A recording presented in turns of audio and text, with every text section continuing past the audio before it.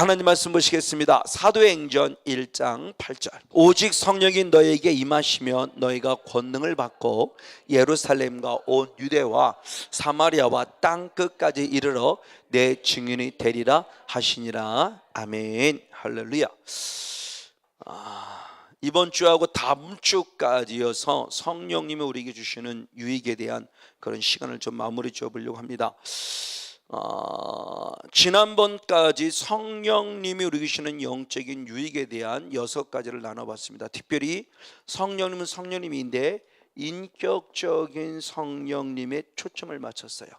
인격적인 성령님은 우리들에게 어떤 유익을 주시는가 했을 때 가장 먼저는 요한일서 2장 20절과 27절 말씀, 그리고 요한복음 14장 26절 말씀을 중심으로 인격적인 성령님은 중요하죠. 모든 것을 무엇하게 하신다? 알게 하신다. 그렇죠. 가르쳐 주시고, 그리고 무엇하게 하신다? 생각나게 하시는 하나님입니다. 아멘. 이런 인격적인 성령 하나님에 대한 부분을 나누었어요. 두 번째는 이 모든 것을 알게 하신 가운데 있는데 특별히 더 하나님을 알게 하신다.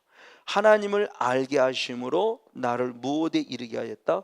구원에 이르게 했다는 거죠. 그래서 에베소 1장 17절의 말씀과 요한복음 17장 3절의 말씀을 통해서 성령님은 반드시 하나님을 알게 함으로 우리의 영혼을 구원에 이르게 한다는 거죠.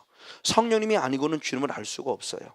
그래서 예수님께서도 마태복음 22장 29절의 말씀에 너희가 하나님도 성경도 알지 못함으로 하나님과 성경을 오해하고 있구나라고 그래요.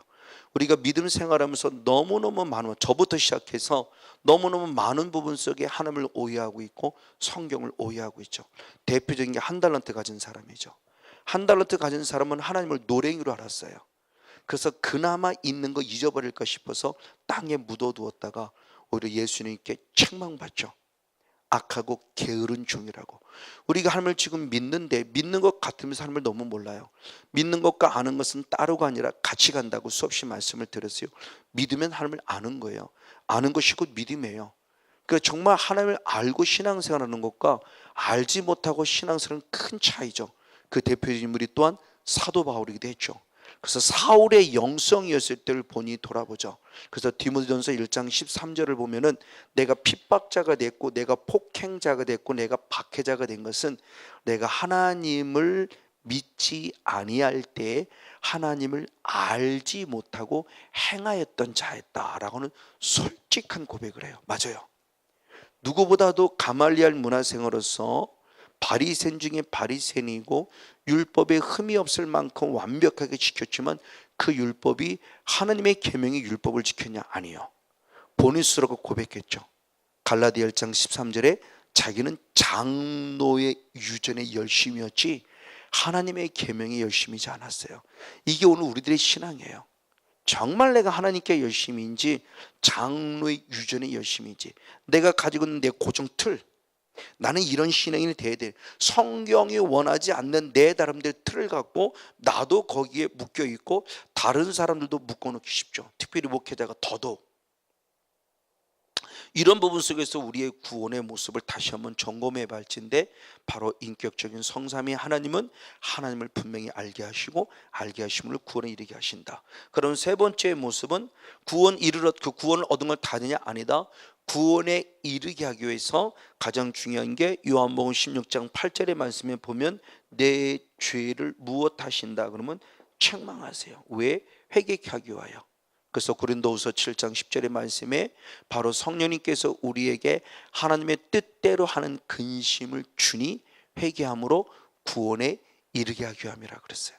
그리고 네 번째로 인격적인 성령님께서는 바로 성령으로 육을 죽임으로 영이 사는 사람을 살게 함으로 우리의 옛사람을 철저히 죽이고 빨리 하나님의 형상을 따라 입은 새 사람을 입어야 될 모습. 그러면서 이제 같이 어우러져가는 모습이죠. 그러면서 뭐냐? 하나님의 형상을 회복해 하신 하나님이다.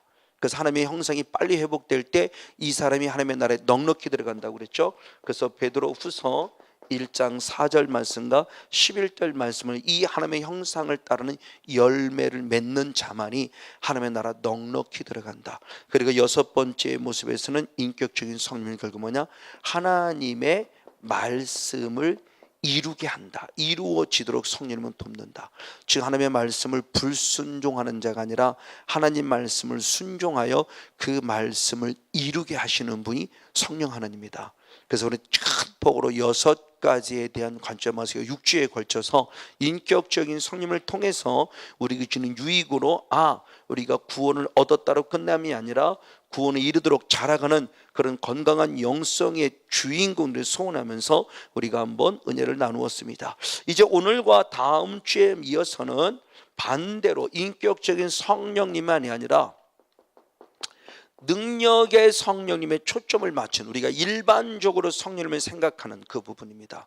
그래서 일반적으로 생각하는 그 성령님에 대한 부분을 한번 상기해 보면서 그럼 능력의 성령님은 우리들에게 어떤 의를 또한 반면에 주시는가라는 관점으로 한번 살펴보려고 그래요. 우리가 다시 한 번만 읽어보겠습니다. 사도행전 1장 한번 8절 말씀을 한 번으로 같이 하면 있습니다. 사도행전 1장 8절입니다. 네, 시작. 오직 성령이 너에게 임하시면 너희가 권능을 받고 할렐루야 예루살렘과 온 유대와 사마리아와 땅 끝까지로 내 증인이 되리라 하시니라. 아멘. 자, 주님께서는 사도행전 1장 4절 5절 말씀을 통해서 말씀하셨습니다.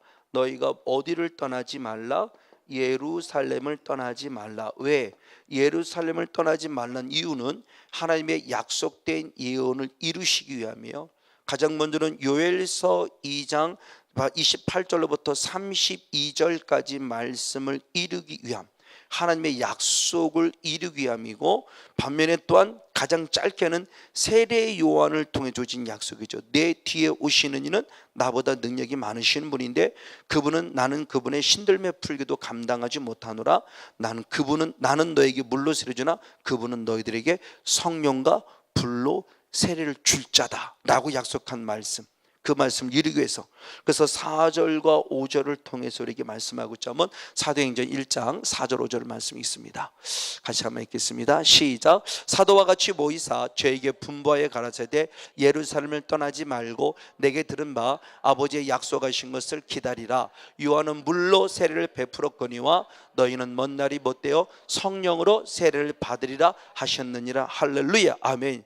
성령과 불 세례를 받기 위해서 예루살렘을 떠나지 말라 그럴 때 그 성령, 예루살렘을 들을 때 그 성령을 우리에게 부어줄 때 그 성령의 세례가 우리에게 무엇이냐? 너희가 권능을 받고 그랬어요. 즉 성령이 임하시면 너희가 권능을 받고 그랬습니다. 이 권능이 말 그대로 잘하는 대로 원어가 듀나미스라는 원어인데, 이 듀나미스라는 원어에서 잘 알듯이 다이나마이트가 나온 거예요. 그러니까 다이나마이트가 어떤 개념이냐, 다이나마이트를 통해서 다이나마이트라는 이 단어가 나오게 된 배경이 듀나미스라는 게 어떤 모습, 어떤 힘을 갖고 있냐를 우리가 쉽게 이해할 수 있을 것 같아요. 훨씬 더 다이나마이트를 떠올리면 맞습니다. 이 권능이 바로 듀나미스인데, 이 듀나미스라는 그 뜻 자체는 힘, 권세 이런 뜻을 가지고 있어요.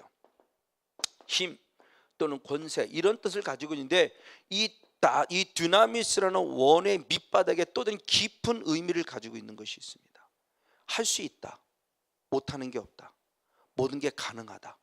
그러니까 듀나미스라고 하는 원어가 갖는 의미 속에서는 무엇이든지 가능하다, 그리고 무엇이든지 무엇하시다 할 수 있다라고 하는 이런 밑 배경을 가지고 있다고 합니다. 그냥 듀나미스 그러면 힘, 권세 이런 뜻이에요. 근데 힘과 권세라는 의미 그 밑바닥에는 뭐가 깔려 있느냐? 무엇이든지 할 수 있다, 못하는 게 없다, 안 될 게 없다, 다 가능하다라는 의미를 가지고 있다는 거예요. 그러기에 듀나미스라는 말을 달리 표현하면 무엇이든지 할 수 있는 힘이라는 거죠. 어떤 거든지 무엇이든지 할 수 있는 힘이에요. 이 힘이 바로 무엇이냐? 능력이고, 이 능력의 주권이 결국 누구냐? 성령님이라는 거죠. 즉 내가 할 수 있음이 아니죠. 그래서 잘 아는 대로 빌립보서 4장 13절 말씀에도 사도 바울이 중요한 고백을 했겠죠. 내게 능력 주시는 자 안에서 내가 모든 걸 할 수 있다. 할렐루야. 사도 바울의 중요한 신앙의 고백이에요. 즉 사도 바울은 철저히 성령님이 부어주시는 그 힘, 성령님이 부어주시는 그 능력, 그 드나미스라는 근거를 알고 있는 거예요. 할 수 있게, 나는 할 수 없지만 모든 걸 할 수 있게 하시는 그분을 통해서는 할 수 있다. 그런 그분이 그 누구냐? 바로 성령님이시다. 그 드나미스라는 능력의 밑바탕이 모든 걸 하게 한다는 힘이죠. 그래서 성령님에 대한 이 부분의 모습이 우리들에게 능력이라는 차원 안에서 부족하지만 저도 능력, 여러분도 지금 능력을 입고 있어요. 그러면 능력을 입은 우리들에게는 할 수 있다 없다? 할 수 있다. 할렐루야. 이게 밑바탕 안에 깔리는 거죠. 세상의 신념 속에 할 수 있다가 아닙니다. 세상이 말하는 I can do가 아니에요. 우리는 신념이 아니라 내 안에 성령이 그렇게 해 주신다고는 믿음을 갖는 거예요. 그래서 나는 믿음을 갖고 손을 얹을 뿐이에요. 그 믿음을 갖고 손을 얹었더니 주님이 그렇게 일을 행하고 계시는 거죠. 할렐루야. 내가 하는 거 아니라는 겁니다. 수없이 말씀을 드렸어요. 절대 행함이 자랑될 수 없어요. 그러나 행함은 중요해요. 그 말씀을 저는 빌립보서 2장 12절 13절을 통해서 말씀을 살펴봤다고 그랬죠. 주님께서 12절의 말씀이 뭐랬냐? 너희는 두렵고 떨림으로 너희 구원을 이루라고 그랬어요. 이루라는 건 명령이에요. 이루라는 말을 쉽게 우리말로 표현은 좀 이렇게 의역을 통해서 이렇게 쉽게 풀어보면 계속 너희가 making 구원을 만들어 가라는 거예요. 영어로 말한다면 우리가 어떻게 구원을 만들어 가요? 후련할 수 없어요. 근데 13절 말씀이 너무너무 중요한 말씀하시죠.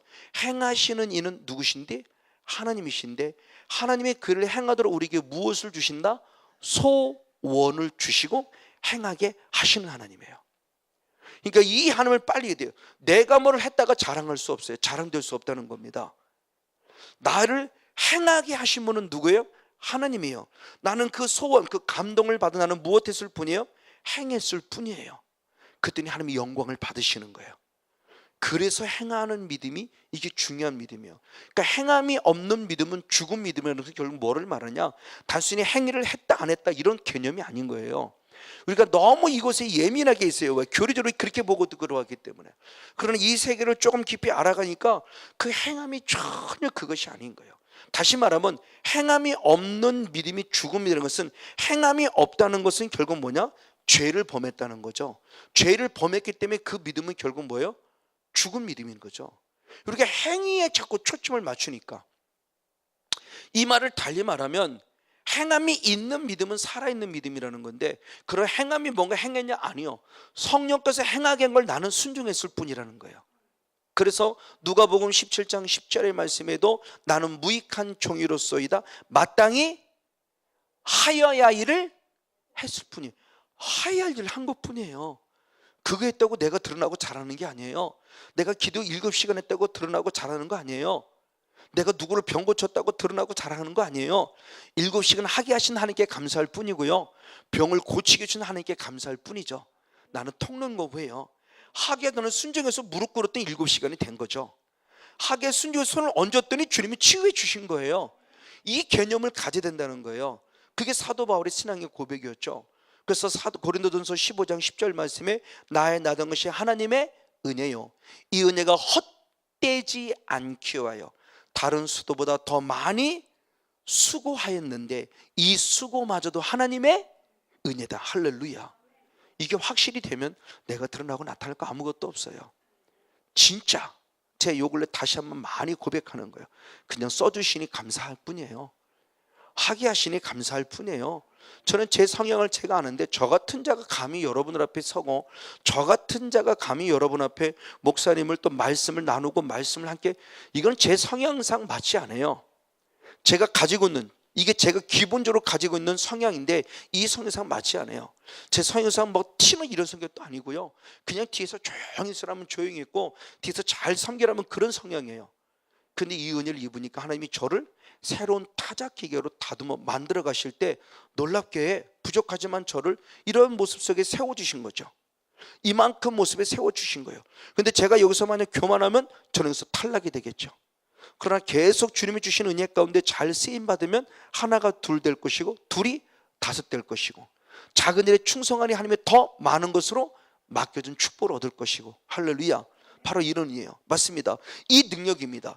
이 능력을 공급받은 예수님도 똑같은 일을 행하셨어요. 사도행전 10장 38절의 말씀을 봅니다. 사도행전 10장 38절. 베드로가 예수님을 향해서 고백하는 말씀이죠. 사도행 10장 38절 시작. 하나님이 나사렛 예수에게 성령과 능력을 기름 붓듯 하셨음에 저가 두루 다니시며 착한 일을 행하시고 마귀에게 눌린 모든 자를 고치셨으니 이는 하나님이 함께 하셨습니다. 아멘. 베드로가 3년 동안 예수님을 따라다니면서 예수님의 모습을 보았더니 하나님의 아들이신 예수님에게도 하나님께서 무엇을 부어주셨다? 성령과 무엇을? 능력을 부어주셨다. 그래서 그 예수님마저도 성령, 인격적인 성령을 만나 무슨 일을 행하셨고 착한 일을 행하셨고 능력의 성령을 만나 무엇을 하셨고 마귀에게 눌린 자를 고치셨으니 누가 함께 하심이라? 하나님이 함께 하심이라. 성삼위 하나님, 삼위일체가 완전 나타나죠. 이 한마디 말씀에 하나님과 예수님이 성령님이 고루고루 필요한 부분에서 일하셨던 모습을 보여줘요. 그러니까 예수님 혼자 일하시지 않으셨어요. 하나님 혼자 일하시지 않으셨어요. 성령님 혼자 일하시지 않으셨어요. 서로 동역하셨어요. 그렇죠? 하나님은 예수님에게 성령과 능력을, 예수님은 성령을 공급받고 성령은 예수님에게 들어가셔서 똑같은 하나님의 일을 감당함 속에 착한 일을 행하시고 마귀를 눌린 자를 고치기 위해서 성삼위 하나님께서, 삼일체 하나님께서 기가 막히게 동역하신 모습이 보여져. 이때 능력이라는 겁니다. 능력, 이 두나미스라는 능력. 이 예수님, 하나님의 아들인 예수님마저도, 신성으로 오신 하나님의 아들인 예수님마저도 우리와 같은 인성을 가진 자로서, 그리고 당신이 이 땅에 그리스도이신 왕으로서 오셨다는 사실을 확증하기 위해서 당신 스스로가 능력을 사모하며 능력 안에 거해서 이 사역을 감당했어요. 그러면 놀랍게도 이 사역, 그러니까 방금 읽었던 이 하나님의 사역에, 이 하나님의 일을 이뤄냈던 이 사역을 감당하신 것은 어느 날 예수님이, 어느 날 아니요, 성경에 이미 예언되어 있는 거예요. 자, 이사야 61장 1절 말씀을 봅니다. 1절부터 3절까지인데 1절 말씀을 보겠습니다. 이사야 61장 1절로 같이 한번 읽겠습니다. 시작. 주 여호와의 신이 내게 임하셨으니 이는 여호와께서 내게 기름을 부으사 아멘 간다는 자에게 아름다운 소식을 전하게 하려 하심이라. 나를 보내사 마음이 상한 자를 고치며 포로된 자에게 자유를, 갇힌 자에게 노임을 전파하며 아멘. 자, 이사야 선지자가 이미 예언했어요. 뭐라고 말하냐? 앞으로 성령을 부어줄 것이다. 이 말을 달리 표현하니까 무엇을? 기름을 부을 것이다. 누구에게? 메시아에게. 앞으로 너희들에게 메시아를 보낼 텐데 그 메시아에게 성령과 기름, 성령의 능력을 그에게 기름 부어서 그가 해야 할 일의 모습을 말씀하는 거예요. 그럼 이 사건이 누구에 이루어졌냐? 바로 누가복음 4장 17절 18절 예수님에게 이르시죠. 예수님이 이 말씀을 그대로 인용하십니다. 누가복음 4장 17절 18절 역시 있습니다. 시작. 선지자 이사야 글을 드리거늘 책을 입혀서 이렇게 기록한 데를 찾으시니 아멘. 지금 사도행 이사야 61장 1절을 찾으셨겠죠? 그럼 설명합니다. 주의 성령이 누구에게 임했다 그러세요? 내게, 당신에게. 자, 이사야 말씀은 없어요? 내게. 근데 예수님이 직접 지금 읽으시면 사실 말씀입니다. 당신이 메시아라는 거죠. 당신이 그리스도라는 겁니다. 이사야 말씀을 인용해서 자기에게 적용시킨 거예요. 당신에게. 그래서 이 주의 성령이 내게 임하시고 이는 가난한 자에게 복음을 전하게 하시려고 또 누구에게? 내게 기름을 다. 이 메시아에게. 그래서 메시아에게 성령 곧 기름을 부으셨다. 왜? 가난한 자에게 무엇을? 복음을 전하게 하려고. 가난한 자에게 복음을 전하게 하기 위해서 주님이 행하신 일이 있다라는 거죠. 그 일이 뭐냐 그랬을 때 포로된 자를 무엇하게? 자유케. 그리고 눈먼 자를 무엇하게 하는 거예요? 보게 하시는 복음을 전파하며 눌린 자에게 역시 또 무엇함을? 자유케 한다라고 말하며 당신 스스로가 이 땅에 오신 모습, 그래서 이사야 61장 이사야 선지자의, 그러니까 예수님 시대로 따지면 이사야 선지자가 약 700년 전에 오셨다고 그러죠. 그러니까 700년 전에 예언한 말씀이 지금 700년 만에 예수님에게 이루어지는데, 당신 스스로가 내가 바로 그자라고 얘기를 하는 거예요. 지금요, 하나님이 약속한 그 성에 기름 부은다는 그가 바로 나다. 그러니까 내가 바로 너희들이 기다리던 메시아라는 거예요. 그래서 예수님이 친히 시편 2편 2절과 7절 말씀의 모습을 확증시켜가죠. 자, 시편 2편 2절과 7절이 있습니다. 시작. 세상의 군원들이 나서며 관원들이 서로 깨어요 여호와와 그 기름 받은 자를 대적하며 내가 명령을 전하노라. 여호와께서 내게 이르시되 너는 내 아들이라. 오늘날 내가 너를 낳았다. 아멘. 자, 시편 기도 똑같이 얘기합니다. 앞으로 기름 부음 받은 자가 온다. 이 기름 부음 받은 자 원어가 메시아흐예요. 이걸 지금 우리는 메시아라고 하는 겁니다. 메시아. 그러니까 당신이 시편, 아까 읽었던 이사야 61장 1절에 바로 그 대상자라는 거죠. 이 기름 부음 받은 자가 앞으로 와서 많은 원수들에게 뭘 받느냐? 대적을 받는데, 이 대적을 받는 이 기름 부음 받은 자가 누구다? 하나님의 아들이다. 내가 너를 무엇했다? 낳았다. 그러니까 이 말씀을 지금 예수님 스스로가 확증하는 거예요. 그러니까 예수님 이 땅에서 잘 먹고 잘 살려고 오신 거 아니에요. 우리 예수님 이 땅에 무엇 받으러 오셨어요? 대적 받으러 오셨어요. 우리를 살려내고 그만큼 예수님은 대적을 받는 거죠. 그렇죠? 사단의 엄청난 대적을 받는 거죠. 우리를 살리는 거죠. 즉 우리가 사탄에게 대적받을 것을 예수님이 친히 십자가를 통해서 다 받아내시고 당신이 대적을 받으시 우리를 살려낸다는 거예요. 당신이 무엇을? 기름 부음 받은 자로서. 바로 이 모습입니다. 맞아요. 그래서 예수님의 이 권능, 예수님의 이 dynamis라는 모습이 지금 언제부터? 이미 구약 성경에부터 예언되어 있는 말씀이고, 그 예언된 말씀이 지금 예수님에게 이루어져 있음을 얘기를 하는 거예요. 이 과정의 모습을 잘 설명한 바로 그 모습이죠. 그러면 예수님은 언제부터 성령을 받았느냐는 거죠. 이 말씀을 지금 계속 여러분들이 많이 말씀을 드렸죠. 바로 이것이 마리아에게 누가복음 1장 35절 잉태할 때부터입니다. 누가복음 1장 35절을 봅니다. 역시 한번 읽겠습니다. 시작. 천사가 대답하여 가로되 성령이 내게 임하시고 지극히 높으신 이의 능력이 너를 덮으시리니 할렐루야.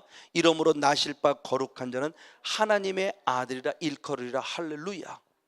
자, 마리아에게 남자가 아니라 누가? 성령이 무엇하신다? 임하신다. 그리고 무엇이 덮는다? 능력이 덮는다. 그 dynamis. 성령 강력하니까 인격적인 성삼위 하나님이 마리아에게 임할 뿐만 아니라 그 능력도 같이 임하는 거예요. 능력이 확 덮을 때, 이때 우리가 잘 아는 대로 아기 예수 그리스도를 잉태하게 되는데, 이 아기를 누구라고 말합니까? 내 사랑하는 아들이라. 그러니까 이렇게 임하시는 이 예수죠. 그래서 31절의 말씀에 그 아기의 이름을 누구라고 그러냐면 예수라 하라 그래요. 이 예수라는 분이 결국 지금 누구임을 얘기를 하느냐? 방금 얘기했던 시편 2편 2절과 7절 말씀에 누구예요? 기름 부음 받은 메시아임을 확증시키는 거죠. 자, 그럼 이것으로 끝나냐? 아닙니다.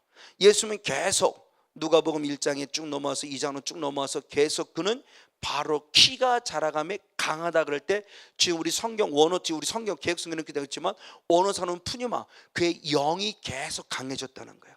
그러니까 예수님이 어렸을 때부터 계속 성령 충만함에 있었는데, 그걸 더 확증시킨 사람이 누구냐? 세례 요한이에요.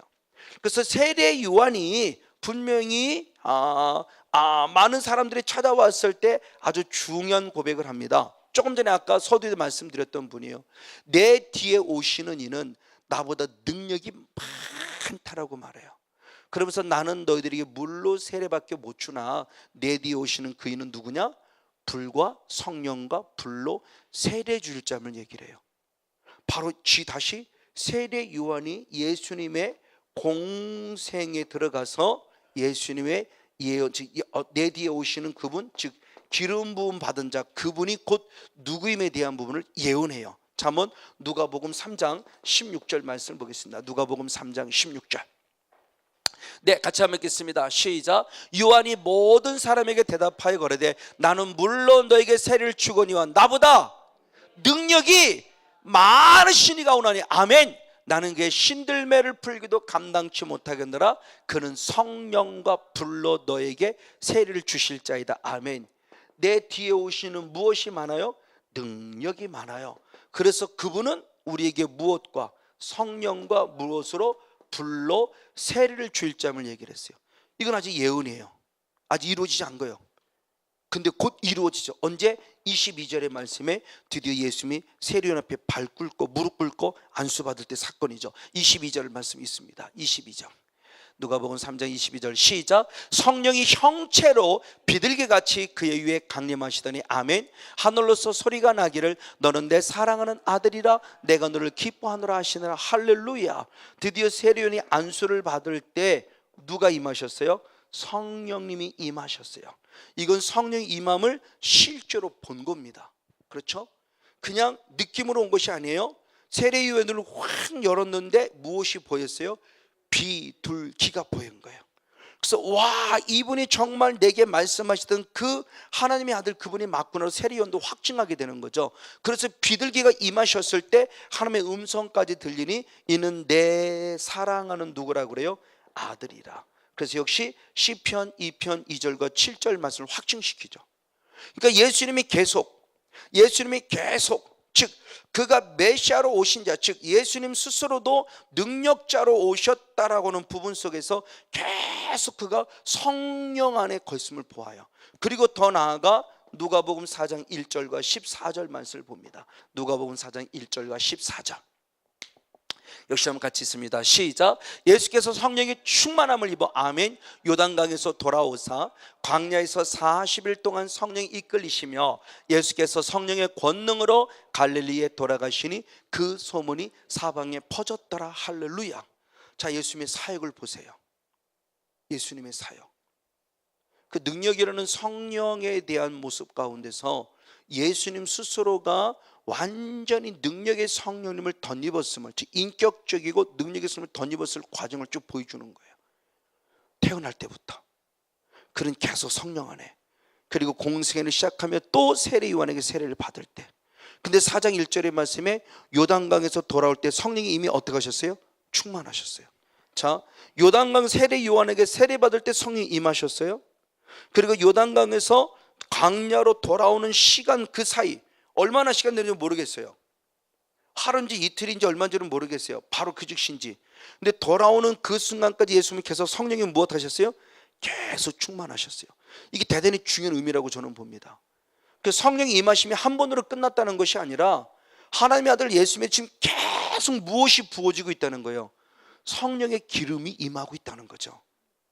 태어나는 순간부터 그가 자라는 순간에 세례 요한에게 세례 받을 때, 그리고 이제 실제적인 사역 감당하려고 광야로 들어오는 그 순간까지도 요단강에 돌아오는, 요단강에서 광야로 돌아오는 계속 성령 충만, 그리고 성령 충만함만 끝남이 아니라 성령의 무엇을 받았고 이끌림을 받았고 14절에는 성령의 무엇으로 일하셨고 권세로 일하셨고, 그리고 주님이 드디어 그 말씀을 아까 다시 한번 확증시킵니다. 누가복음 4장 18절 한번 더 봅니다. 그리고 그만 그때 누가복음 18장 아까 읽었던 말씀이죠. 같이 있습니다. 시작. 주의 성령이 내게 임하셨으니 나는 가난한 자에게 복음을 전하게 하시려고 내게 기름을 부으시고 나를 보내사 포로된 자에게 자유를, 눈먼 자에게 다시 보게 함을 전파하며 눌린 자를 자유케 하였다. 할렐루야. 아멘. 이것이 결국 누구에게? 나에게, 예수님 스스로에게. 지금 예수님이 누구예요? 메시아. 예수님이 누구예요? 그리스도.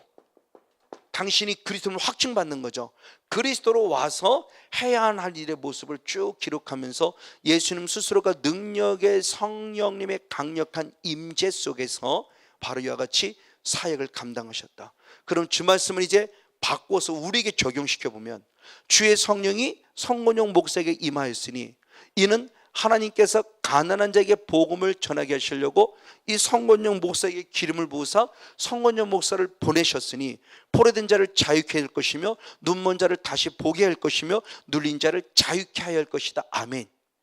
그래서 예수님이 그리스도이시면 그 예수를 믿는 우리들은 누구이다? 그리스도인. 그렇죠. 예수님이 그리스도라는 것은 그분이 기름 부음 받은 자예요. 그럼 이제 그리스도인 우리도 이제 무엇 받은 자예요? 기름 부음 받은 자예요. 할렐루야. 그래서 왕권을 갖고, 그리고 선지자권을 갖고, 그리고 마지막 최후적으로 제사정권을 갖는 자. 그래서 예수님을 닮아가는 영성 안에서 우리의 존재가 어떻게 살아가야 할 것인가에 대한 부분의 모습을 분명히 제시하고 있다는 거예요. 바로 이 부분의 모습을 빨리 우리가 깨달아야 된다는 거죠. 맞아요. 그럼 예수님도 계속 성령 속에서 이 사역 감당했던다면 우리도 어제 성령으로가 아니라 오늘 지금 계속 무엇 받아야 한다? 성령 받아야 한다는 거예요. 특별히 목사님들에게는 제가 정말 수없이 말씀드렸어요. 내일의 기름 부음이라는 책을 꼭 한번 읽어봐야 된다. 이거 정말 성령 사역자, 다른 어떤 많은 책도 되게 유익을 줬지만 정말 저는 이거하고 존 비베의 음성, 이 두 가지 책이 지금까지 제게 지대한 영향력을 미치고 있어요. 성경 다음으로. 내일의 기름 부음이라는 핵심이 어디에서 오느냐? 사울 왕의 이야기로부터 끊어낸다. 열왕기상 16장에 사무엘상 16장에 사울 왕의 이야기로 쭉 끌어들이면서 사울 왕이 40년 동안 일하지만 마지막 40년 마무리되고 성령 충만한 가운데 일했나요? 아니요. 사무엘상 16장 14절의 말씀에 성경이 분명히 말씀했어요. 뭐라고 말씀했느냐? 성령이 떠나고 하나님이 부리시는 누가 들어왔다? 악신이 들어왔다고 그래요. 그럼 왕으로서 일을 했지만 왕으로서 일을 한 나머지 모든 사역도 그러면 완벽하게 아니요. 성령 받지 않고도 왕의 노릇했어요.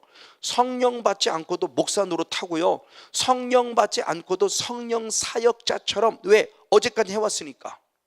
이게 자기 착각에 빠진단 말이에요. 지금 이게 그런 부분의 모습을 적나라하게 당신의, 그분은 로이스 존슨의 그 후임자입니다. 로이스 존슨은 철저한 말씀 중심의 사역이었죠. 철저한, 지금 우리 많은 목회자들에게 로이스 존슨의 그 설교와 로이스 존슨의 그 성경 해석학적인 많이 유익을 주는데, 그럴 정도로 탁월한 교회로 후임으로 들어간 거예요. 그러니까 갑자기 목사님 생각이 나네요. 이거 후임으로 들은 그 목사님이 전에 있는 목사님보다 말씀을 못 전하면 성도들이 아마 안 모셨을 거예요. 근데 그분은 말씀만 있는 것이 아니라 지금 우리가 가진 이 탁월한 성령의 능력도 같이 가진 자예요. 그러니까 그 교회를 건강하게 부흥시켜간 목사님이에요. 그러니까 철저히 말씀에 조명해서, 부족하지만 제가 좀 추구하는 영성이에요. 가장 먼저는 철저하게 말씀 안에 서야 돼요. 말씀 안에 서지 않은 사역은 무너진다는 겁니다. 말씀 안에 철저히 서야 되고, 그 말씀이 진리를 확증시키는 사역이 필요한데, 그 말씀의 확증 기수는 처음부터 끝까지 성령 충만해야 된다는 거예요. 갈라디 교회는 그러지 않았죠. 시작은 뭐로 시작했어요? 성령으로. 근데 마지막은 뭐로 마쳤어요? 육으로. 이게 우리들의 모습. 이게 사울왕이 그렇게 한 거죠. 시작은 성령이 시작했는데 마지막에 육으로 마쳤다니까요. 사단의 존재에 놀림감이 됐다니까요. 베드로도 마찬가지고 가룟도 마찬가지잖아요. 처음에는 다 성령을 쓰임 받았다니까요. 근데 예수님이 죽는다고 할 때부터 사탄과 침투니까 베드로도 쓰러지고 가룟도 다 넘어지잖아요. 그나마 베드로가 일어설 수 있는 것은, 기도는 일어섰을 때 말씀이 있었기에 일어섰는데, 가룟도는 그나마 말씀도 없고 기도 없으니까 끊어져 버린 거죠. 그러니까 내일의 기름 부음, 이것. 그러니까 예수님마저도, 하나님의 아들인 예수님마저도 어제 성령 받고 일하신 게 아니라 계속 성령의 임재 속에 일하셨다. 성령의 통치 속에 일하셨다. 이게 진정한 능력이다. 이게 진정한 권능이다. 그런 예수님께는 못할 일이 없으셨죠. 근데 성문영 목사는 못해요. 못하는 부분도 있어요. 왜? 결국 그냥 성령님이 나를 쓰기를 원하는데 내가 그만큼 깨끗하고 거룩한 그릇이 되지 못하고 있다. 이 말을 달리 말하면 내가 그만큼 성령 충만의 임재 속에 거하고 있지 않다는 거죠. 그럼 성령님이 여기까지밖에 일 안 하신 거죠. 그래서 제자들도 묻잖아요. 예수님 왜 우리는 안 됐습니까? 그랬을 때 예수님이 친히 마가복음 9장 29절의 말씀에 무엇 외에는, 기도 외에는 이런 유가 나갈 수 없다라고 따끔하게 책망하죠. 어제 귀신 쫓아냈기 때문에 오늘 귀신이 쫓겨날 거라고요? 어제 성령이 충만했기 때문에 오늘도 성령이 충만할 걸 아니요. 성령 충만 받기는 힘들어도 성령이 소멸되는 한순간에 소멸됩니다. 그러니 오늘 늘 그날 새롭게 늘 성령 충만 받아야 한다. 할렐루야. 이게 예수님이 가신 길이었다는 거예요. 봐도 우리도 이 은혜. 그래서 영적인 사후 관리가 정말 중요하다는 말씀을 수없이 여러분에게 전해줬죠. 어제가 됐기 때문에 오늘도 될 거라고? 큰 착각이죠. 하나님이 나를 안 쓰면 끝이에요. 근데 능력이 나타나요. 그럼 과연 그 능력은 하나님이신 능력일까? 아니요, 위험천만합니다. 그게 아니라는 거예요. 능력이 있을 때 안 나타나는 게 나아요. 성령이 안 하면. 근데 성령이 안 하면 능력이 안 나타나는 것이 아니라 능력이 나타나니까 나는 성령이 계속 나를 쓰고 있다고 착각하고 있는데, 내가 기도하지 않고 말씀에 있지 않고 사후관리 전념하지 않고 철저히 주님과 조명 맞추고 있지 않음에도 불구하고, 내가 끊임없이 죄 속에 빠졌음에도 불구하고 능력이 나타나요. 그러니까 나는 착각해요. 아직도 성령이 나를 쓰고 있나 봐? 갔다가 착각입니다. 성령이 쓰고 있다고 생각하지 마세요. 사탄이 나를 이미 가지고 놀고 있는 거예요. 그것을 우리가 모르고 있다는 거죠. 그러니까 나중에는 성령 사역 간다고 하다가 성령 사역 때문에 결국 죄 짓는 거죠. 성령 사역에 돈이 욕심이 생기고, 성령 사역에 이성의 욕심이 생기고, 성령 사역에 명예가 욕심이 생기면서 못 갖고 와 그러고, 상대방을 함부로 대하려고 갑질을 해야 되고, 여자는 함부로 대하려고 그러고. 그게 성령이 쓰시는 겁니까? 이미 내 안에 그런 마음이 불쑥 들어오면 빨리 무릎 꿇어야 돼요. 지금 사탄이 지금 나를 장난치고 있구나, 사탄이 나를 지금 미혹하고 있구나, 사탄이 쓰러뜨려 넘어뜨려가고 있구나. 이걸 깨닫지 못하고 그럼에도 불구하고 성령하고 있다. 그리고 나중에 문제 생기죠. 그럼 하나님의 영광 가리고요, 나 자신의 모습도 끊임없는 고통과 아픔 속에 있어야 되고요. 아니, 그거로 끝납니까? 나 때문에 누군가는 큰 상처를 받잖아요. 나니 그 상대방은 엄청난 상처를 받잖아요. 지금요, 모멸감을 당해야 되잖아요. 모멸감을. 이건 있을 수 없는 얘기예요. 그러니까 정말 겸손해야 되고요, 정말 조심해야 되고요. 능력의 성령님에 대한 이 부분의 모습을 속된 말로 표현하면 깝죽거렸을 때는 큰 거 다친다는 거죠. 제가 이 은혜 있고 하나님의 음성을 막 듣기 시작할 때 얼마 있을 때, 팀장했을 때입니다. 하나님의 그날 새벽에 기도하면서 팀장을 섬겼을 때, 그때 주님이 지으신 음성이 있었어요. 레간자가 되라. 그래서 레간자가 돼요. 그래서 이게 또 뭔가 싶을 때 나중에 보니까 생각이 나는 거예요. 광고가 생각이 났어요. 레간자는 뭐가 없습니다? 소리가 없습니다. 이거구나. 용각사는 소리가 없습니다. 그러니까 레간자는 조용하다는 거죠. 그만큼 진정한 성령 사역자는 자기를 드러내지 않는다는 거죠. 내가 드러날 이유가 없다는 겁니다. 누구만 높이면 돼요? 하나님이 행하셨습니다. 하나님이 행하셨습니다. 하나님이 행하셨습니다. 이렇게 하나님이 행하셨다고 늘 제 입술로 고백하고 여기에 집중하고 있어도 한때는 제가 그러지 못했다는 마음이 있어 솔직히 고백했죠. 한순간에 인사받고 싶은 욕심이 제 안에서 욕심으로 드러나더라고요. 욕심으로. 이게 이생의 자랑이죠. 내가 이만큼 했다라는 것을 뭔가 자랑하고 싶은, 이 사람 앞에 목사님 너무 고맙다고 막 인사 듣고 싶은 이 마음이 불쑥 내려서 끌어들이는 거죠. 그래서 주님 앞에 제가 책망받았다고 그랬죠. 야 이놈아, 네가 왜 내 영광을 가로채? 너무 이렇게 선명하게 들리는 음성들은 잊어지질 않아요. 그게 몇 개의 음성이 있었죠. 너무너무 선명하게 들리는 음성이에요. 잊어질 수 없는 하나님의 음성이에요. 그냥 생각으로 왔으면 오랜 세월이 지나면 잃어버릴 수 있어요. 근데 이런 말씀들이 이러질 않아요. 어쨌든 보십시오. 지금 예수님의 이 사역입니다. 자, 그러면 중요한 게 왜 그러면 성령은 능력을 우리에게 주셨을까? 두나미스라는 뭐든지 할 수 있는 능력을 주셨을까라는 부분입니다. 이 핵심의 모습을 우리가 누리며 다음 주에는 그러면 어떤 일을 통해서라는 모습을 봅니다. 왜냐하면 다시 한 번만 더 사도행전 1장 한번 8절 말씀을 읽어보겠습니다. 사도행전 1장 8절 한 절 말씀을 같이 한번 읽습니다. 시작.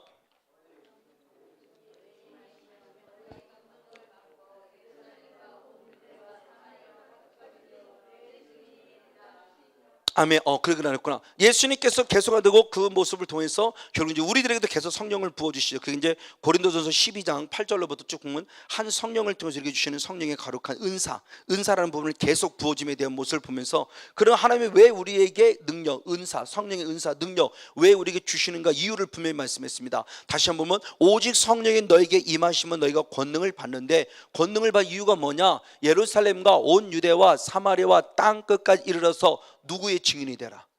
예수 그리스도의 결국 무엇이에요? 십자가와 부활의 무슨 되라? 증인이 되라는 거죠. 즉 예수님께서 우리에게 성령의 능력을 부어준 정확한 이유를 확실히 말했어요.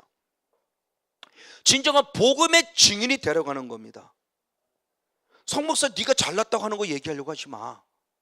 내가 너에게 성령의 능력을 부어준 것은, 오늘 저런 내 성령의 능력을 여러분에 계속 부어주는 것은 내가 잘났다고 내가 드러나는 것이 아니요, 오직 어디에 초점 맞춰야 돼요? 예수 그리스도의 복음, 이것의 증인의 삶을 살라고 하는 것이다. 할렐루야. 이게 주님께서 우리들에게 성령의 능력을 부어주는 궁극적인 목적을 확실히 말씀했어요. 이것을 잊지 말아야 돼요. 인격적인 성령을 만나서 6가지 유익된 모습으로 누렸지만, 능력의 성령이 오셔서 내게 하게 하시는 결국 뭐냐 했을 때, 결국은 하나님 나라의 복음, 예수 그리스도의 십자가와 부활의 증인이 되게 하셨다는 거예요. 이것 때문에 예수님은 당신만이 아니라 제자들도 똑같아요. 제자들에게도. 그래서 마태복음 10장 5절 말씀과 8절 말씀을 봅니다. 마태복음 10장 5절과 8절 역시 한번 있습니다. 시작. 예수께서 이 12를 내어 보내시며 명하여 가라사대 이방인의 길로도 가지 말고 사마리아나 고로도 들어가지 말고 병든 자를 고치며 죽은 자를 살리며 문둥이를 깨끗하게 하며 귀신을 쫓아내되 내가 거저 받았으니 거저 주어라. 아멘. 자, 12명의 제자를 세우고 12명의 제자를 세워 이들에게 주님께서 파송하는 모습 가운데 무엇을 말하느냐?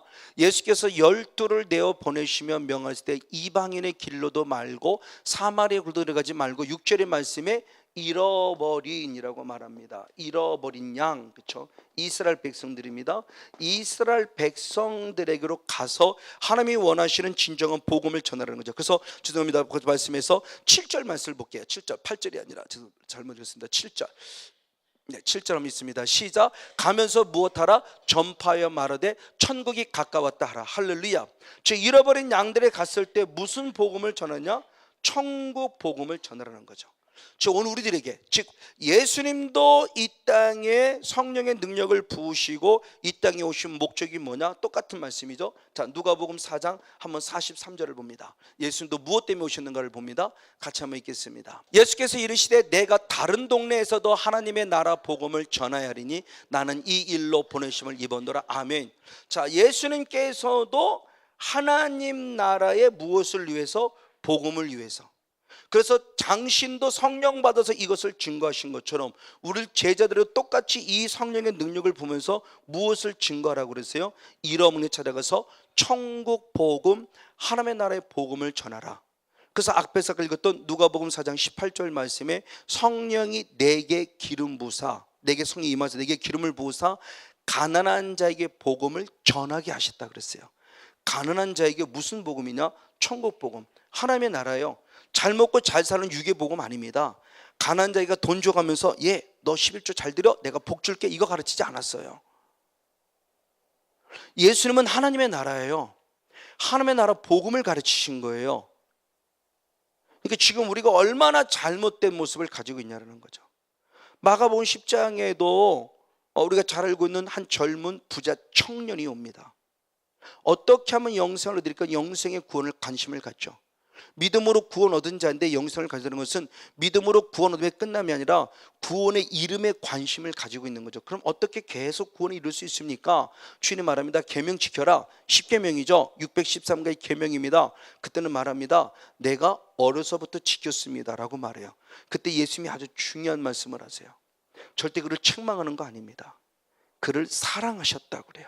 그를 사랑하사 한 가지 부족한 게 있었어요. 즉 그의 믿음의 분량의 만큼 있는 그 모습을 감당했는데 그것이 믿음의 분량만큼에서 그 모습을 감당하지 못하는 부족함이 있었어요. 그것을 뭐냐? 나는 네가 부자인 줄 알고 있는데 부자인 그 모든 것들의 모습, 가진 모든 것들을 팔아라. 그래서 누구에게 주라? 가난한 자에게 주라고 했는데 자기를 비울 줄 모르고 줄 줄 모르는 거죠. 왜? 부자이기 때문에. 그래서 부자인 거로 근심하여 예수를 떠났어요. 그리고 예수님 바로 말씀하시죠. 부자가 천국 들어가기가 낙타가 바늘귀로 들어가기보다 더 어렵다, 심히 어렵다 표현했어요. 이게 우리에게 무슨 의미를 줄까요? 그러면서 그 밑절의 말씀에 20절 마가복음 10장 그 27절 28절 말씀에 보면 뭐라고 말씀했냐? 자기를 버리라 그랬어요. 나를 위하여 복음을 위하여 예수님을 위하여 복음을 위하여 자기를, 부모를, 형제를, 물질을 버리는 자가 금생에 100배나 복을 받으며 핍박을 겸하여 받고 내 생에 영생이 있으리라 그래요. 이게 주님이 원하시는 바예요. 그러니까 우리들의 신앙의 모습에 지금 주님 우리들에게 무엇을 원하고 있는가? 그러니까 거룩한 성령 안에서 나의 모습을 나아가는 모습 가운데서 우리가 어디에 초점을 맞춰야 되느냐에 대한 부분의 모습입니다. 지금 하나님의 나라 복음이에요. 이 하나님의 나라 복음을 또 다른 각도로 말하면 결국 뭐냐? 말씀이 뭐냐? 진리임을 증거하기 위하며, 말씀이 진리뿐 아니라 진리의 말씀은 반드시 무엇한다? 이루어진다라는 말씀을 증명하기 위해서 성령을 받고 성령 받은 자가 해야 될 요소임을 가르쳐 주는 거예요. 그러니까 가장 먼저는 어디에 초점을, 하나님 나라, 그 하나님 나라 초점 맞추려면 결국 어디에 초점을 맞추냐? 말씀이라는 부분이죠. 그러니까 목회자는 철저하게 시작도 마무리도 결국 말씀이에요. 말씀으로 시작해서 말씀으로 마무리를 돼요. 아니 오히려 때로는 능력이 적게 나타난다 할지라도 그게 바로 빌라델비 교회죠. 근데 칭찬받았잖아요. 능력이 적게 났다고 책망받았나? 아니요. 능력은 적었어도 예수님과 그의 말씀을 끝까지 지켰어요. 말씀을 끝까지 지켰고 예수님을 배반하지 않았다고 칭찬받아요. 이게 빌라델비의 교회예요.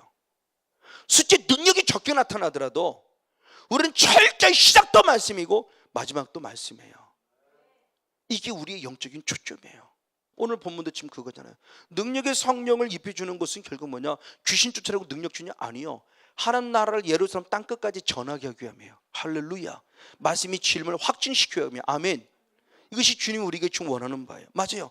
이 과정 속에 필요한 것이 뭐냐? 결국 귀신 쫓아내는 모습이죠. 다시 한 말씀 읽을 때 마태복음 10장 1절 8절 말씀을 봅니다. 마태복음 10장 1절 8절.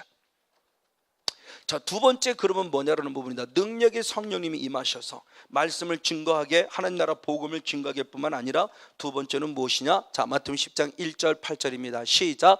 예수께서 그 12 제자를 부르사 더러운 귀신을 쫓아내며 모든 병과 모든 약한 것을 고치는 권능을 주시니라.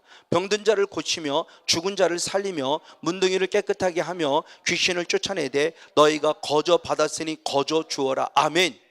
결국 무엇했습니까? 12명의 제자에게 가장 먼저는 말씀이라는 권세를 주시면서 말씀을 증거하게 하셨고, 두 번째 무슨 말도 능력을 주신 거죠. 귀신 쫓아내는 능력을 주셨어요. 그런 귀신 쫓아내는 능력도 결국 어디에 초점을 맞추는 거냐? 이게 초점은 아닌 거죠. 아까 누가복음 4장 18절 말씀을 분명히 읽었습니다. 자, 예수님에게 성령이 부어졌습니다. 기름이 부어졌습니다. 왜? 가난한 자에게 무엇을 증거하기 위하며? 복음을 증거하기 위해. 이게 첫 번째 짐이죠. 이 복음을 증거하기 위해서 아직은 그들에게 말씀이 미약하고 말씀이 나약하기 때문에 보여주는 현상이 필요한 거예요. 그래서 무엇을? 포로된 자를 자유케, 눈먼 자를 보게, 그리고 눌린 자를 못하게 자유케. 지금 이거죠. 이 과정도 하나의 과정에 필요한 부분이에요. 그러나 이 과정이 여기서 머무르면 안 되죠. 이 과정이 반드시 어디로 올라가야 돼요? 가난에게 복음이라고 하는 부분 속에, 이것을 위해서죠. 그래서 우리가 잘 알고 있는 사도행전 8장 6절 이후의 말씀에도 우리가 잘 알고 있는 바로 그 부분 속에서 빌립 집사님이 어떻게 복음을 전했는가?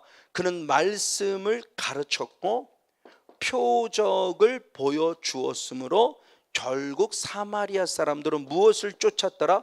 말씀을 쫓는 가장 건강한 목회를 추구했어요. 집사님이.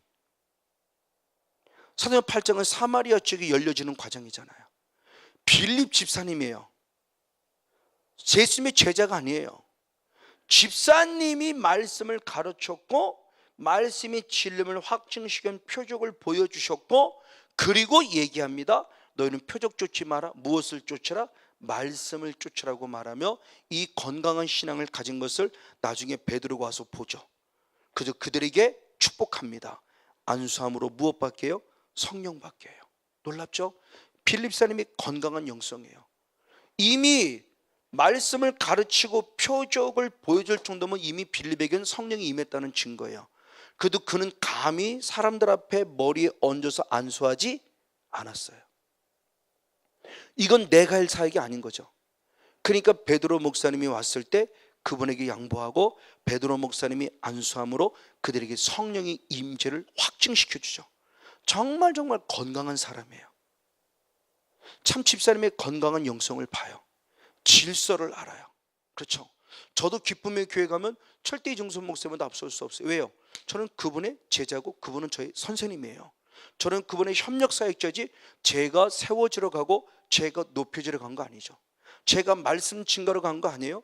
제게 말씀 증거할 시간이 오면 저는 당당히 합법적으로 인정을 받고 새벽 시간에 당당하게 말씀을 전하지만 그러지 않을 때는 저는 말씀 증거하지 않아요. 이종선 목사님의 말에다 따르게 하고요. 그게 이종선 목사님이 가르치지 않았습니까? 그렇게 가르쳤잖아요. 그렇게 말씀하셨죠? 라고 말하며 이종선 목사님이 하나님이 주시는 음성을 통해서 일하고 있는 모습에 저는 그분을 또 높이고 세워야 돼요. 그렇죠? 이게 질서죠. 그러니까 진정한 인격적인 성에 임하신 분은 질서를 알아요. 근데 어느 순간 질서가 파괴돼 가요. 누가 봐도 저건 아니다 싶은데 본인은 전혀 몰라요. 나는 내가 잘난 줄 알아요. 그런 인격적인 성령 안에서 벗어날 수 있어요. 빨리 절제해야 돼요. 빨리 자기를 돌아볼 줄 알아야 돼요. 이 빌립사님 같은 건강한 영성. 그리고 결국 우리가 추구할 목표는 다시죠.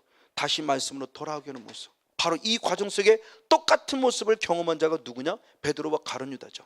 자, 베드로와 가룟 유다가 잘하는 대로 성경에 기록되지 않을 뿐이지 방금 마태복음 10장 1절로부터 쭉 말씀을 보면 12 제자에게 이미 저 권세가 있다 없다? 있다. 70인 제자까지 나중에 와서 하나님께 막 자랑하잖아요. 누가복음 17장에 내가 이렇게 했습니다. 누가복음 10장에 참 내가 이렇게 했습니다 하고 막 자랑하잖아요. 그러니까 12절은 이미 했던 거죠. 그러면 베드로도 이 사역 감당하고 가룟 유다도 이 사역 이미 감당했어요. 근데 놀랍게 베드로도 사단에게 시험을 받고 가룟 유다도 사단에게 시험을 받죠.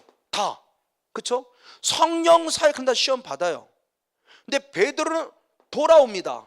가룟 유다는 못 돌아와요. 그럼 베드로가 왜 돌아왔냐?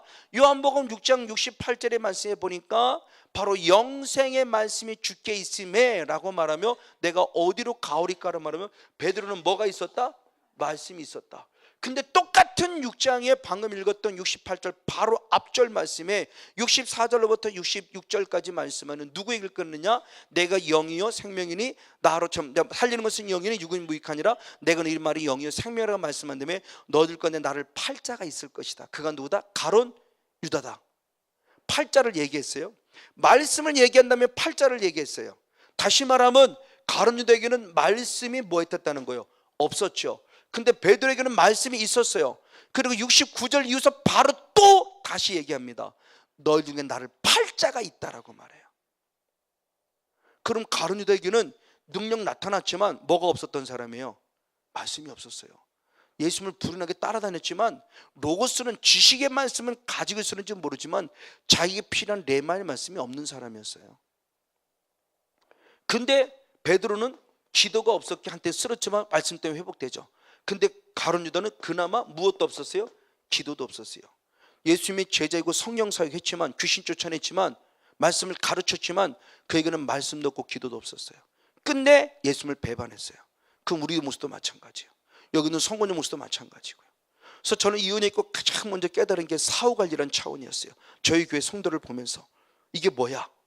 왜 콜록콜록거리고 난리를 치고 봤다고 그러고 난리치고 허리가 어떻다고 그러고 막 난리치면서 왜 그런 거야 도대체? 왜 내려가면서 바로 원망과 불평, 이게 도대체 뭐야? 제가 이 은혜를 갓 입었는데 누구도 물어볼 사람이 없었어요. 선배님들이 안 계셨기 때문에. 그러니까 이종선 목사님이 물어볼 수는 없고 감히, 그러니까 강단 앞에 무릎 꿇을 수밖에 없었고, 무릎 꿇으면 끊임없이 주님 앞에 여쭤보기 시작했고, 여쭤보면서 말씀 가운데 새벽에 주신 말씀들을 제가 정리하고 정리해 여기까지 온 거죠. 아, 이게 사후 관리가 안 되면 안 되는구나.